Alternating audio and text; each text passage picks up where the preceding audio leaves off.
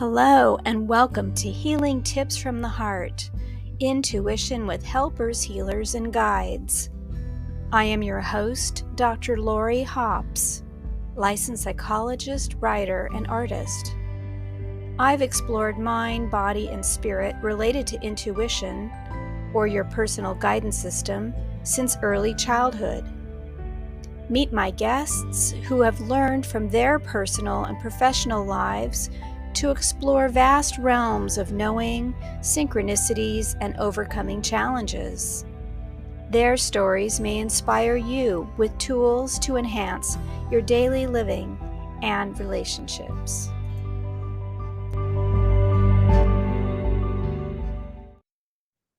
Hello, everyone, and welcome my special guest today, Dr. Willem Lammers.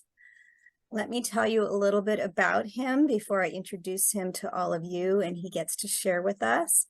Dr. Lammers is the developer of a system, a model for change called Logosynthesis. He's also a psychologist, a licensed psychotherapist, and consultant for people and organizations. He is the founding director of two organizations, IAS, a leading training institute for workplace consultation in Switzerland, and as well as the Institute for Logosynthesis, also in Switzerland.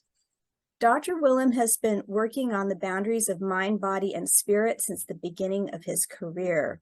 He's trained in many modalities, including bioenergetics, transactional analysis, hypnotherapy, neurolinguistic programming, and energy psychology, and he is a very skillful teacher and trainer. Since 2005, he created Logosynthesis, and he has developed a coherent model and easy-to-follow method for guided change, for both guided change with trained professionals and also for self-care. He's written numerous books and articles, including one that really describes logosynthesis so beautifully called Discover Logosynthesis. He loves to travel and teaches workshops and courses all over the world. And in 2018, he received from the Association for Comprehensive Energy Psychology a major contribution to the field award. And that is when I actually met Dr. Lammers for the first time at that conference, because I was on the board of directors at the time. And we had dinner with a group, and then I was able to learn from him directly in an advanced course that he was teaching that he may be talking a little bit more about today. And since then, just to let people know, I have become certified as a logosynthesis practitioner and an instructor. And so welcome, Dr. Willem Lammers. Thank you for having me, Lori. It's so good to have you here. Is there anything that you'd like to share beyond what I just described about you? I think it covers a lot because I usually tend to identify myself with my career, and you made a beautiful description of that career. I'm also a partner of my wife, Lucia, since more than 30 years. I have a stepson, and we are grandparents since 3 years, and we have grandparent of 2 since 1 year. And that's a very important contribution to what life had to offer. Yeah, so I think this is already a lot, and maybe if something more is important, it will show up in the conversation. Yeah, it's like Freud said about life, love and work, right? And so you're fortunate to have both in a very rich way. So thank you for sharing that personal information. Yeah, the podcast is focused on so many things, but I'd really like to focus with you on how your heart and your intuition have guided you with helpers, healers, and guides with healing, because I know this has been a lifelong pursuit for you, that you've been kind enough to share some of your personal story and how it's helped you develop these models and really help people change their lives all around the world. Yeah, in fact, when I started my career, I didn't know what to do. So I have this story of my studying psychology because I didn't know what else to study. So I was not smart enough for physics. I was not healthy enough to study medicine. And I was not interested in teaching a language in high school. And so what left was social sciences. So I didn't know what cultural anthropology was. And we had also sociology, but it was too unclear. That's why I ended up with psychology. So Lucky us. and so I learned to love it because the first thing I remember of being in the right place was when I was on the first day of my internship in a psychotherapeutic clinic during my studies. And there was a therapeutic community. There was a very well cooperating team, very competent. And I came in and I felt, this is it. And in fact, before that, after my bachelor in psychology, I had applied for a spot in an art academy to become a photographer. Oh. So that was already a hobby at that time, and I wanted to make a profession out of it, but my pictures were not good enough for the art school, at least for the few places that were left. So that's why I became a psychologist. And when I had this internship, I knew, okay, I'm going on. And so after my master's, I became an assistant professor at the University of Amsterdam with the purpose to get a doctorate, but it was boring. I'm not a scientist. I don't want to do research. That's not my thing. So I see that people do research, and I see very good researchers, but I'm not the person who wants to condense my whole life experience on 1 square inch and study that. Okay.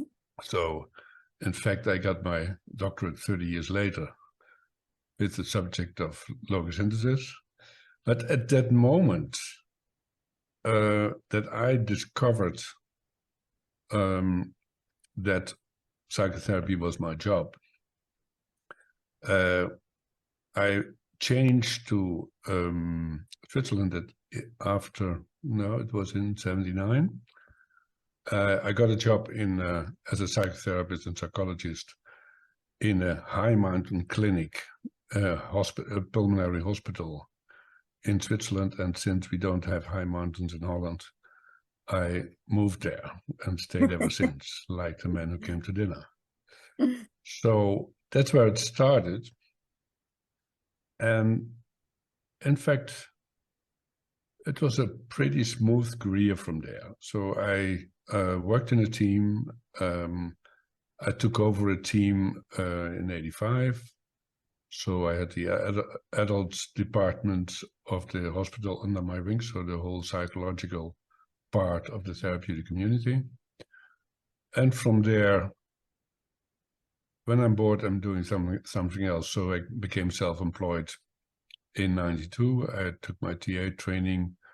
I started to teach TA, and that's where my teacher career started, or career as a trainer. Okay. Yeah. But you're interested in intuition and healing. And helpers, healers, and guides. I know that you speak of transformational change that is quite compelling on the physical level, but I also know that you go beyond the conventional energy explanations that we have for energy psychology and work in transpersonal realms that you have published somewhat about. And this is, many people can learn about you through other books and interviews and all, but I would love it if you would focus on this very special segment of living. Yeah, let's say I have a rational part, so I could have studied physics if I would have been smart enough, but I didn't feel complete with that. So I didn't feel complete with the science part. I didn't feel complete with the let's say, the psychology and psychotherapy as it was done in the 60s and 70s.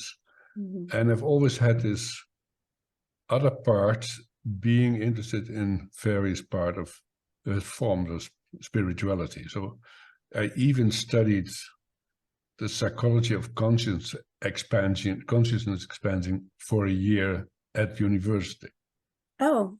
And I learned astrology and other ways of spiritual development. So I was interested in anything which was not rational.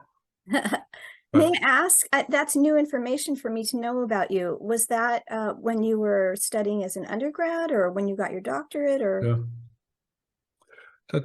Let's say I have I have two split careers. So one is, let's say, the spiritual interest, which only entered my work with logosynthesis and energy psychology a little bit earlier. So if you look at the early energy psychologists, they all tend to include the spiritual dimension in the course of their careers. So they start with the technique and then discover, hey, there must be something else here. Yeah.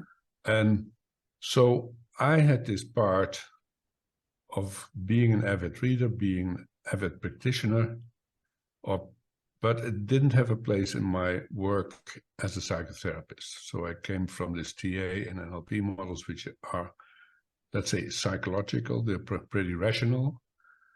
NLP is what Robert Dills called the study of the structure of subjective experience. And that's meant the cognitive structure of subjective experience.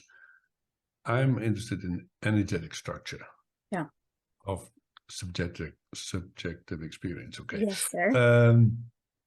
So, and this all came together when I started with energy psychology and met all these very nice people who also dare to think in spiritual terms. Yes. So we have Larry Nims, we have, let's say, Roger Carrington wasn't, Roger Callahan wasn't on this yet. He was a very scientifically thinking, bright guy who discovered this. But if you look at Tapas, if you look at Larry Nims, if you look at Don Ilium, they all were in this realm. There is more. Yes. So, and currently Gary Craig. Yeah.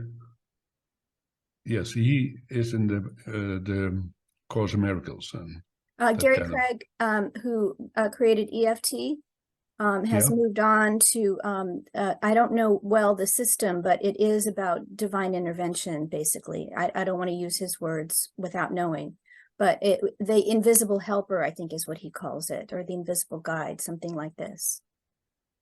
I knew that he was interested in the Course of Miracles a few years ago, but I haven't followed his work recently. In the beginning, he was very technical and trained as an engineer. That makes sense. Yeah. And he has an engineer mind, and that makes people sometimes very creative. Yeah. Wonderful. And so do you have something that maybe is an important lesson that you've learned along the way from delving into the spiritual, or I know you talk so much about essence in the logosynthesis model, you know, how that has influenced you? Yeah. If I want to teach the world something, is that I wrote it down as preparation. So yes, please. Every human being is a spark of the divine, and you have landed in this place to learn and develop. So if there is anything in my work, I always try to connect to that part, and I try to connect to the fact that I'm here on this planet in this corner of the universe. So if I'm here, it's because I've something to do here. It doesn't make, for me, I'm not a, let's say, the esoteric kind of spiritualist, which thinks that there is that there is another place in the universe which is better for me in this moment. So I'm here, and I'm here because, and I think I'm here to teach, I'm here to train, I'm here to develop, and that works fine. And if I work with people, or if I write for people, or if I train people, it's always this finding out what are you here for. So what we have an exercise in one of the books. It's called "I am here to X," and you have to find your X, and then you have to live your X, and you have to live your X where you are, because life teaches you and challenges you to realize that X, and it can be an X to teach, it can be an X to serve. We had a marvelous dinner last night, and we had a young waiter who really was there to serve us, and he had such a contact with us in such a beautiful way that my Dutch guest said, "Oh, people are not served in Holland like that nowadays." So if you have your X, then you always have these blocks on your path. So you have to learn to recognize your X, and you have to learn to remove the blocks on the path, and to learn the skills and to acquire the knowledge for that task, whatever it may be. It can be a very humble task. In one of yesterday, I wrote a part of my book about this monk who has this task to peeling potatoes for the whole convent, and he's very jealous because of the other monks. They stand in church up front and look very important, until someday he realizes, oh, peeling potatoes is also a task, and then he reaches enlightenment. Oh, so wow. Yeah. Yeah, but it took a few years, but that's that's usual with enlightenment. Yeah, you're lucky if it only takes a few years, not a few hundred lifetimes. Yeah, probably there is this quote of, who was it? I think it's Lauren Bacall, who says, okay, can you recognize that your task in this life is not finished yet? And that's because you're alive. Oh, yeah. Yeah. There's more to learn. More to learn, more to create, more to understand and cover all of this journey. Yeah. I was preparing for a talk that I'm going to be giving in a few months on creating peace. And I take several different positions about war, illness, and grief and reality. And I came up with this notion that if you fight reality, there's always a loser, and it's never reality. As soon as you're fighting, you're organizing a counterpower force, which will show you that this is not about fighting, but the question is how to cope with the fact that the matrix, or the world we live in, is a polar world, and we cannot just deny that. So sometimes you have to take a position which matches, let's say, a certain system which you wouldn't like to belong to in another environment. So if someone is a general and he has the task to lead an army, then he has to fight, because that's his mission. We have a lot of, let's say, professions in this world I wouldn't feel comfortable with, but they seem to be necessary too. Yeah, and we get thrown sometimes into these situations, like my example with war, illness, and grief. Life happens to us, and it challenges us in ways that are unexpected and sometimes harrowing. And so I've always appreciated, since I met this model and you, about this notion of how to take what's ours and let go of what isn't, in a very basic level, so that it gives us more freedom to move within these opportunities and constraints. Yeah, I think it's very important to be able to find out what's possible for you when it comes to shaping reality. So let's say my world is pretty small. I have this family, I have this community, I write my books, and I don't write bestsellers until now. So my influence is limited. Let's say if I start comparing myself with a bestseller author, I'm limiting my own energy because I only have to write my books, not the others. I don't need write novels. I don't publish in a big newspaper. I just do my thing. Mm-hmm. And for me, it has been very important to discover when I stop comparing and just follow this inner voice, I'm much more productive and creative than when I look around and, oh, who else is successful in doing what? Doing Yes. this. So success is only relevant when it comes to my own mission and my own connection to essence in this corner of the matrix. Yes. And in doing so, you are connecting in very deep and powerful ways that I imagine are satisfying, rather than chasing some kind of a dream that your mind has created to be important and then achieving it, and it might feel quite empty at that point.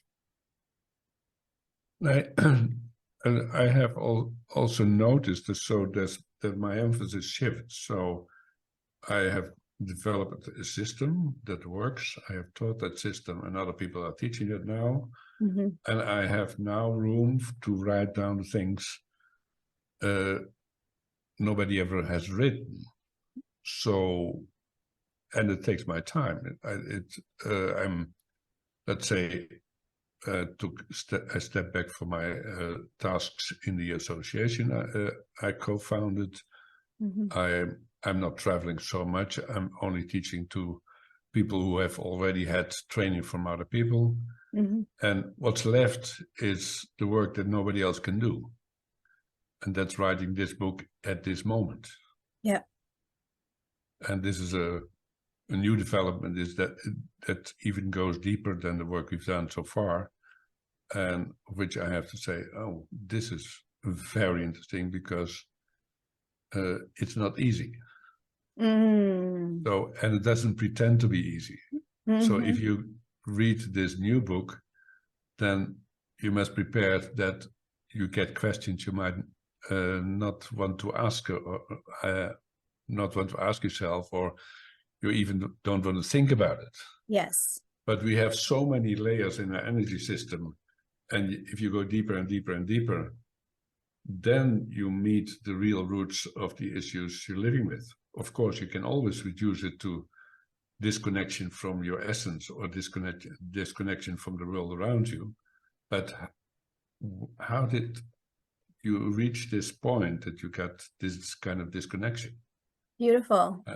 Yeah. So I see this as coming full circle for you back to psychodynamic roots. It's not psychodynamic because in my vision of the world or approach to the world is everything is energy. So yeah, your mind is energy, your body is energy. So I see people reacting very strongly on the physical level before anything else is resolved. mm-hmm. Yes. Else gets angry, and to realize that these emotions, the thoughts, and the physical states are all energy patterns, Mm-hmm. and that I work on the level of energy. I don't interpret. Let's say I use all my psychoanalytic and cognitive behavioral skills in my work, because that's how you translate this work to the big society. I see. Yes. If I go try ahead. to Sorry. explain what I'm doing, yes, nobody knows what I'm talking about. So I need these body, mind, spirit terms. But in fact, if I'm able to, let's say, you had a talk about diagnostic recently. My diagnostic system is purely on the level of energy. mm-hmm. So energy is frozen or energy is in flow. Energy belongs to you or it doesn't. And energy has a certain frequency. So if you look at David Hawkins' model and your energy level of your system is under 200 on his scale from 0 to 1,000, then you're caught in all kind of psychological, psychoanalytic dynamics you can't get out on your own. You can just act them out. You can turn inward with grief and pain, or you can turn outward with arrogance and pride and, let's say, a basic attitude of I'm okay, you're not okay, but only at the level of 200 that courage starts, you start to make an impression or an impact on the society. Under 200, you're just repeating patterns. And many people are doing just that, and that's okay because it's where they are. Yeah. And what we do with people is try to invite them to raise their frequency and to discover that they are essence. They are not just a product of the Barbie and Ken market. Yeah. So thank you for that beautiful explanation. I'm so, of course, aware that you don't, you're not recreating psychodynamic models, of course, but the question of why, there's the this and the this is where I am, and this is what I need to move forward. But the question of why is a deeper question. How did I get here? What can I understand about myself and the world? It's looking underneath the tip of the iceberg. And so that's a beautiful contribution. And to look at it in terms of energy, I use that model myself with people when they get stuck. And, we can get into that mind chatter of, well, why did this happen? And what's my part? And how come? But when you look at it in terms of energy of moving away or moving towards, of being stuck or being in flow of the creative potential, then it takes you into a whole different landscape. Yes, and no, it's nobody's fault. So I think one of the bad developments of 20th century psychology is that it's the parents' fault if something is wrong with the children, or it's the children's fault if something is wrong with the others. And as soon as you say, okay, I enter this world with a pattern, and I might have taken in this pattern in previous life, or maybe in another universe, but I come in this world with certain resources and certain limitations. I have a body which is not perfect, far from that. And I had, one of the things I learned by not having a perfect body is that my life goes on, even if all the children are playing outside and I'm sitting inside. I come in this world with limitations. You're small, I'm taller. That's, you're a woman, I'm a man. And every position in this universe is different from others. And stop comparing and take what you have in this moment with your resources and with your limitations and make the best of it. And you can only do that in the here and now from this long journey through the stars to this planet with these people. Yes. And some people are more challenging and some people are very supporting, and you have to live with both. Yes. Yes. Blessings and lessons. Yeah. Yes. Yeah. Okay. Yeah, it's lovely. There's so many places I want to go with this conversation, but I see that we are coming towards the end of our time together.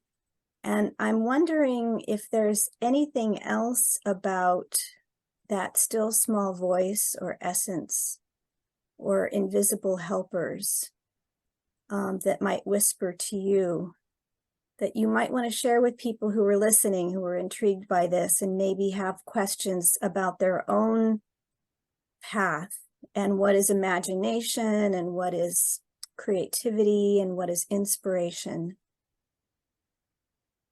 Yeah, I don't. Yeah, a small story. I knew that somewhere in the 90s, I've always known that there's such a thing as automatic writing. So you let your hand write, you ask a question, let your hand write, and you get the answer. And I had my hand finding is impossible. So when I had my first laptop, I remember sitting in a train in Italy on the way to a conference. And I thought, oh, I could use this without taking a pen, but I can use my fresh, my new computer. And I thought, okay, can I ask? So I wrote down a question and I asked my fingers to answer. Mm. And after a while, I got coherent messages, which were not constructed by my brain. It was at a very other level. So it's been there since then. And if I have a block or I don't know where to go, something is wrong, I can still write. I have the best time is between 4 and 6 in the morning, because there's nothing interfering then. So I ask a question and I get an answer. Whatever that may be. And sometimes it's very confronting because I have to change something. And sometimes it's very soothing because the other person has a problem or whatever that may be. So I don't need to change something. I just need to be with the facts and what is. Yes. So that's a strategy I have. And in the course of time, this has been more or less automatized. So the more I have done this automatic writing, the more clearly I get answers even before I write them down. That's a question of training. Yep. Yeah. And so I don't know if you ever heard of the Monroe Institute in Virginia. Yes. Yes.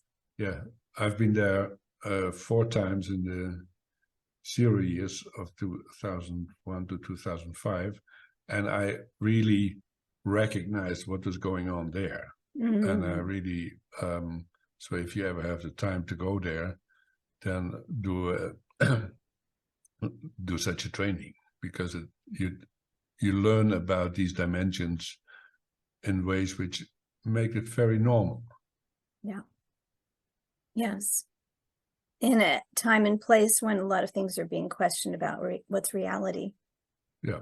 Yeah. Wow. Beautiful. Thank you so much for sharing that very interesting and personal story. I can completely relate to different modalities of receiving information and sometimes being confused about which way to go. Yeah. Pendulum, muscle testing, automatic writing, speaking. Cindy Dale talks about kinesthetic audition. That's her term for what we call channeling, which is the idea that you don't know something until you start to speak, and your body and voice create the sounds, the words, the concepts, and then you sort of surprise yourself as it's coming out of your own mouth. So there's we have lots of ways of creating truth and understanding and having it resonate. So thank you for that. Beautiful. So if please go ahead. Do we have more time? Oh, yes. Okay, I'll tell you a little story. So when it comes to tapping into a field, so I like wine, and friends consider me an expert, and I have a nice wine cellar. But my strategy to choose wines in a restaurant is just tapping into the field of the restaurant, and every guest who drinks a wine leaves an impression in the field how good that wine is. It's a rating system. It's a rating system. So I have my finger test, and I was in a seminar in Italy. After a seminar in Italy, I gave a masterclass. I was there with 2 friends, and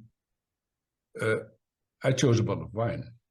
Oh, said the boss said, oh, that's the second best bottle in the whole restaurant, in the whole cellar we have. So, and they had, I think, in the room, they had about 500 bottles in racks. So I chose the second best wine. And then, do you also know the best wine? And I said, I chose the best wine for this meal with these people. But if you want to know what's the best wine, so I walked through along all those racks, and I said, it's that one. And the owner of the restaurant said, you must be the devil or an angel, but that's the best wine. I love it. I love it. Yeah. Yeah, it's like having a radar. Yeah. It's like having an X-ray or a topographical map or something that others don't have access to at that moment or know about. And so it looks like magic. And it makes sense if you think in fields, you have your own field, which permanently interferes with the field of other people. And if you enter a restaurant, you feel if it's a good restaurant. Yeah. Even before you enter. Yeah. I get completely crazy. I was in Porto and Lisbon recently, and if I see a zillion tourists, I'm completely overwhelmed. I shouldn't go to places where so many people are. So I learned that again, and my time is too precious to be a tourist in those beautiful places, by the way, but they are too full. Yeah. So it's like that's cacophony. that's the disadvantage of the sensitivity, that you pick up too much and you have to do also kind of clearing afterwards. I remember one time, living in Los Angeles, frequenting the Hollywood Bowl amphitheater in Los Angeles after a concert. And there's, if you wait for the multiple layers of stairs of people to clear, it takes a very long time, maybe an hour sometimes. But you can go on a different path sometimes behind the stadium. And I had to leave early, and people were entering that way. And so I was like swimming against the tide. All the people were coming towards me.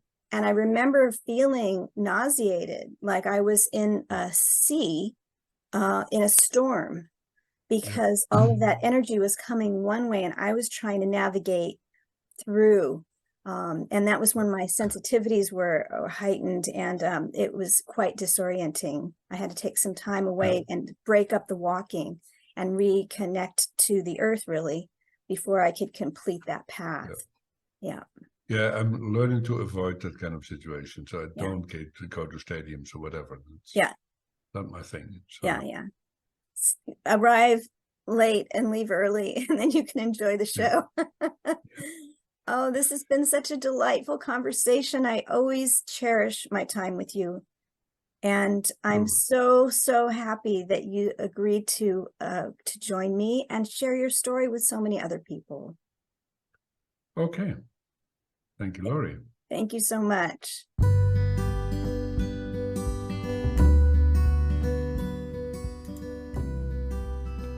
Thank you for joining us for today's podcast.